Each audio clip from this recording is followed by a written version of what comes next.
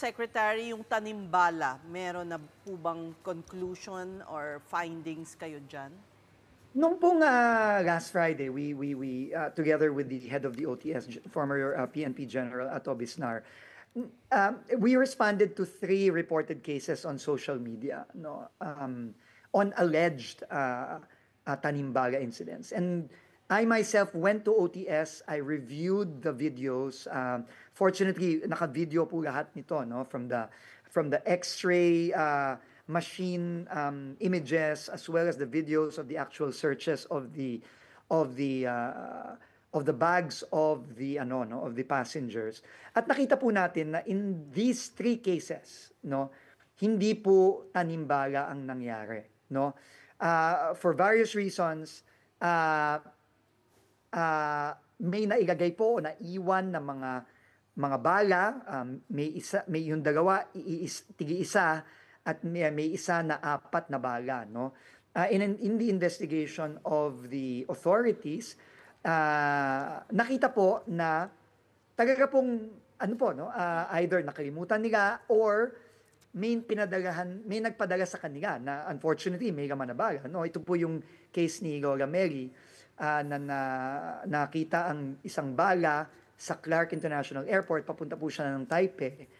Yung bala po mismo, and I'm sure you've seen the videos, pinasok po siya intentionally sa loob ng isang lata ng bagoong at nakaseal po mismo yung lata. At inamin po ni Lola Mary, nakakaawa naman po siya dahil siya po ang naperwisyo dito at nahirapan.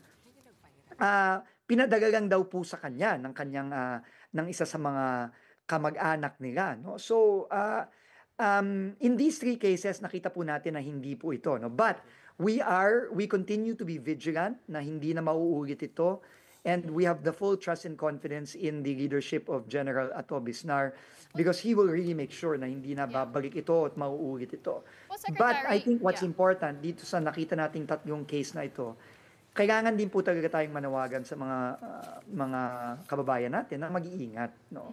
Mag-iingat sa mga nakakalimutan sa loob ng bag. I-check lagi ang bag bago lumipad, bago pumunta ng airport.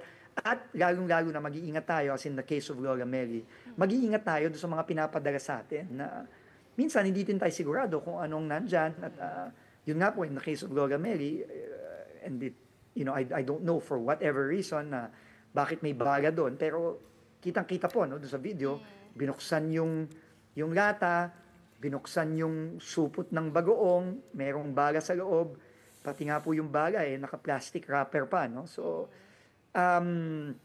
as to the motivations, we are still investigating that right now. Well, Secretary, but we is are it vigilant, possible? and especially now na padating po ang Semana Santa, we Yeah. will be even more vigilant. But we Definitely also ask the sucks. public to also be as equally vigilant, no? And be responsible for their bags, for their belongings, and for the items that they bring with them when they are going to travel. They really need to triple check their belongings. But Secretary, is it possible that the modus is happening with the porters? Kasi yung iba sa kanila sinabi baka dun daw nangyari yung tanimbala. Have you investigated that already as well? We are currently investigating as well. I asked General Bisnar to review all the CCTV footages in NAIA and Clark to see if there were any suspected instances where a porter might have slipped a bullet or ano. But at least in these 3 cases, kasi po kasama na rin yung pag-interview sa mga pasahero, parang hindi po ganun ang nangyari dito sa kasong to. And in fact, si Lola Mary, tsaka yung isa pa pong nating kababayan, nung pong sila'y nakitaan at kinumpiska, sila naman po ay nakasakay naman po at nakarating sa kanilang mga lugar. And again, as a reminder to all our travelers, our kababayans who are traveling, especially during the Holy Week, alam niyo po kung hindi po gagawin ng OTS ang kanilang trabaho at papalusutin po nila ito, mas magkakaproblema po sila sa kanilang patutunguhan. Sinabi nga ho namin, no, yung kababayan natin na nahulihan ng 4 na bala, papunta po siyang Singapore, no. Kung nahuli po siya sa Singapore, ang penalty po sa Singapore, and we all know how strict Singapore law is, no, and enforcement is, 5 to 10 years imprisonment and 6 6 na beses po siyang i-cane publicly kung siya po nahulihan ito. Kaya kailangan po maintindihan ng mga kababayan natin to. Kailangan po talagang mag-ingat din tayo. Pero extra vigilant po ang ating mga airport personnel to make sure na wala na po ito. Secretary Vince, since we're on the matter of airports, medyo nag-viral yung video mo, no? Saying na you have some plans, at least not major plans, but minor plans to improve the situation over in the Siargao airport terminal. Can you give us an update Minor on... lang. Minor muna, and then we'll go to the major, which is, kamusta yung bundling plans? I know it's early Yeah. days. Oh, no, no, well, it's not really minor kasi napaka sama po talaga ng lagay ng Siargao Airport. No, I was there 2 Sundays ago.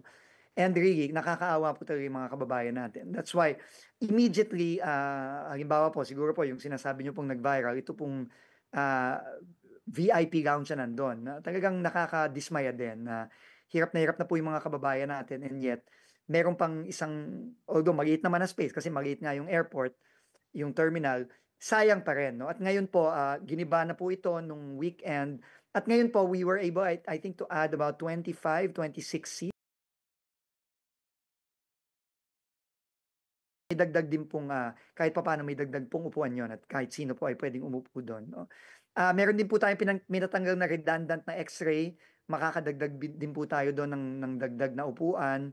At dagdag na space para gumuwag yung airport. But in the short term po, modular expansion po tayo. This is something that we've done already in Laguindingan Airport in Cagayan de Oro prior to the PPP of that airport, which is now will be turned over to Aboitiz Infrastructure on April 26. Pero meron pong binagawa doon ang kaap ng modular expansion para lang po gumuwag ng konti. Ganun din po ang gagawin natin sa Siargao. No? We will start in the next few months, and hopefully within the maybe the next 6 to 7 months, matatapos na po yung modular expansion, which will add, I think, another 500 plus seats. So magiging 700 na po from 200. So medyo giginhawa po ng konti within the next couple of months itong sitwasyon natin sa Siargao. But as Sean pointed out, Siargao is part of our bundling of airports, and we are looking at really offering this up for PPP very soon. No? So hopefully po, mapabilis na rin natin to para talagang makagawa na tayo ng mas magandang passenger terminal at mapaganda na po natin final ang ating top tourist destination sa Pilipinas. Secretary, aside from the Siargao Airport, are there other airports already as well that the DOTR is planning to renovate and to fix? Opo. In fact, I've been closely working po with the Department of Tourism. I met with Secretary Frasco a few weeks ago, and we both agreed that the priority should be our tourist destinations. So, Busuanga, Katiklan, which will already be upgraded by San Miguel Corporation starting this year. Makikita na rin po natin ang upgrade sa Katiklan Airport. Calibo is another airport.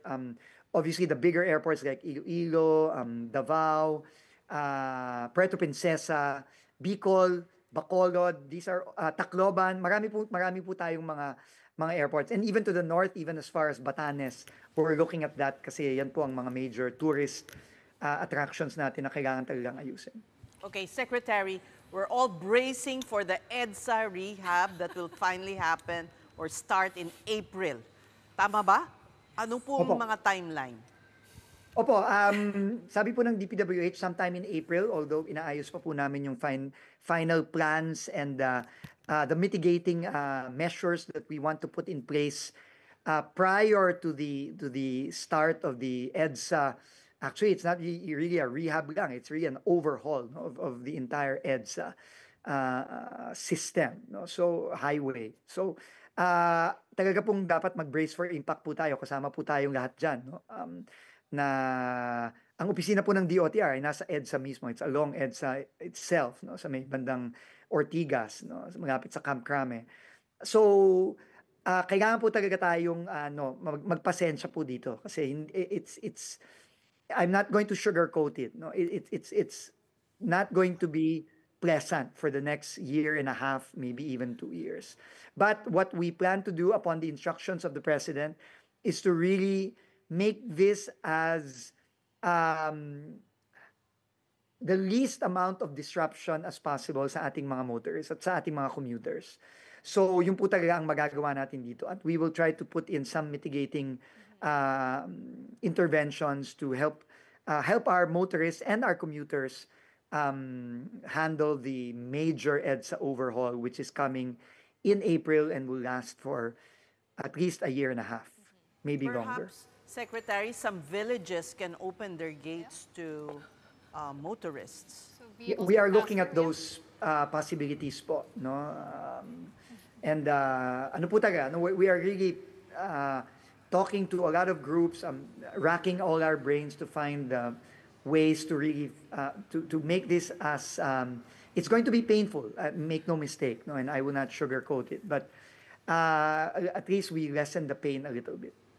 But after the pain, we can assure the public po, the President assures the public, Secretary Bunoan of DPWH assures the public that malaki po ang ginhawa talaga once na matapos po itong buong overhaul ng EDSA. It's not been done in the last, I think, 45 years.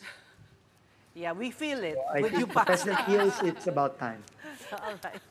Well, we thank you so much and we're hoping for a part 3 with you dahil Opo. madami pa.